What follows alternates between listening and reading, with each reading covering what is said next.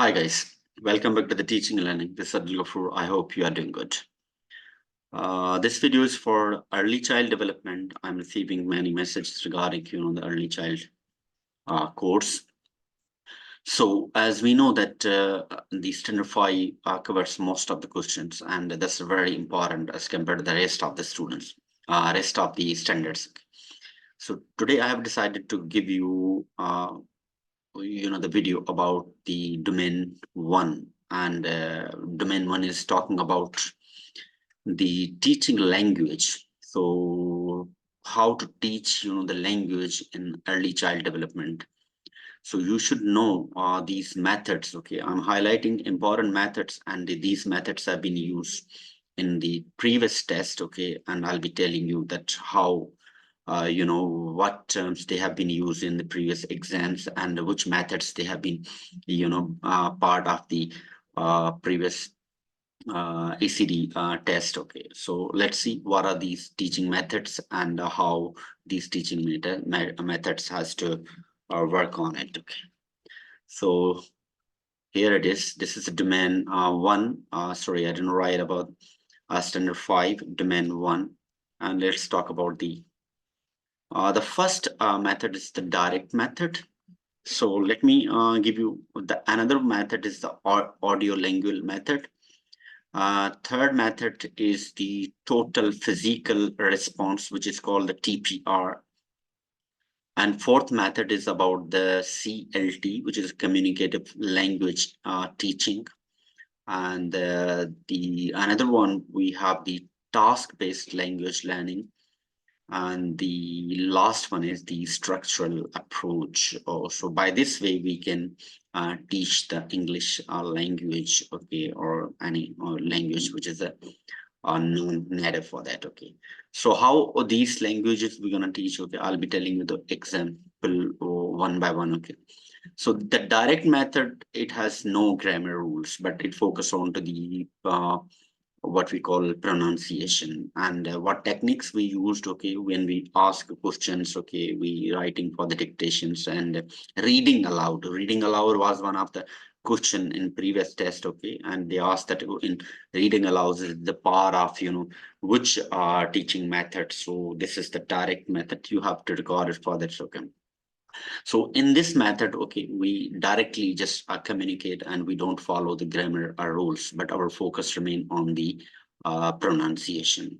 Let's move to the audio-lingual. That means by listening. Okay, even we can use the audios as well as the visualizations. Okay, in this one. And after that, we start, more, the written. So it has a connected with the written language as well as, and the most important thing is over here is that we have to what we call to listen the dialogues, okay, carefully. So we try to the childrens are focusing on the listening. Okay, and so these are the and make habits for the listenings that gives you more understanding about the vocabulary, and what we call the concepts of and how it happens. Okay, actually we use the repeating sentence when we talk to the children, or so the audio is not only about that we played something. Okay, but when you communicate with the children. Okay, so this is also the audio. Okay, so then for example, I have wrote it over here, the practice. So it is kind of the repeating for any specific term or any sentences. Okay, how it be used. Okay, so you can see here when we talk about what drilling is, what drills can be useful for, what we should drill, when we should drill. Okay, if you're gonna see that their focus is on the drilling.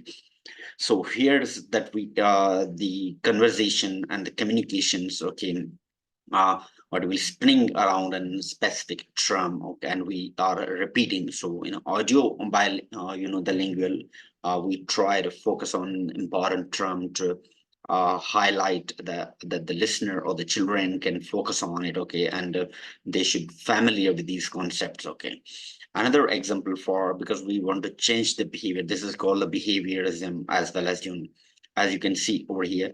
I ate the sandwich, and the repeating I ate the sandwich is okay. When we want to replacement in this concept, okay, he bought the car for half price. Okay, he bought it for half prices, okay, from the student. So you can see how the repetitions takes placing, okay.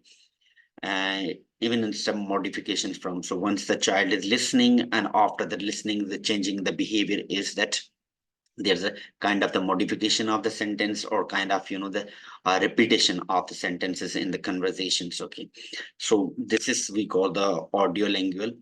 And the second thing is the total physical response when we communicate with the children by asking them to do certain activities. Okay, when you ask them stand up, sit down, go outside, okay, come here, okay, and open the window. So when we assign certain activities or involve the children into certain activities, by this way we also teach the language. So this is called the TPR.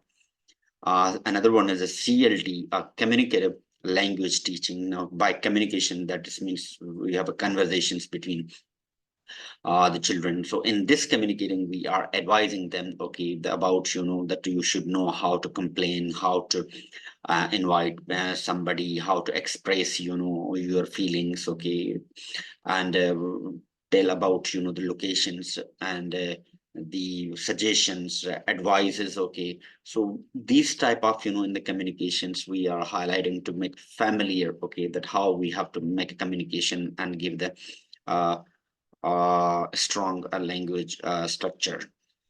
Task-based language, when we work with the students in a group or an assign in a task, okay, we communicate with them, and we how we communicate, what type of the sentence we use it, okay. This is also another one of the way that we teach a language, as you can see here, for them listening, problem solving, solving, opinion gap sharing. So what type of the sentence we can use it, you can see over here.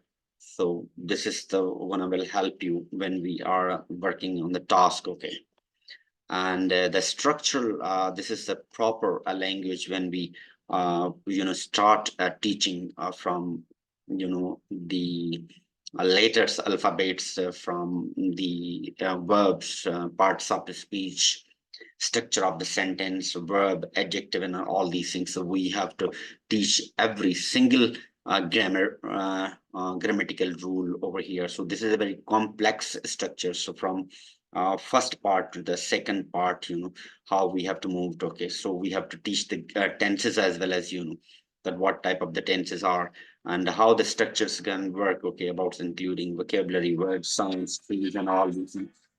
And the linguistic skills, we have to focus on the four, the speaking, reading, language skills, writing, and understanding, as well as so these are the some important uh, what we call the methods that we use to teach the language in early child development. So I hope this video will be very useful for you. And if you have any question related, please drop a comment. One more thing, okay? If you think the video is useful, please feel free and drop some nice comments, okay? And this will be kind of, appreciations, okay? Thank you so much. We'll be meeting in the next lesson.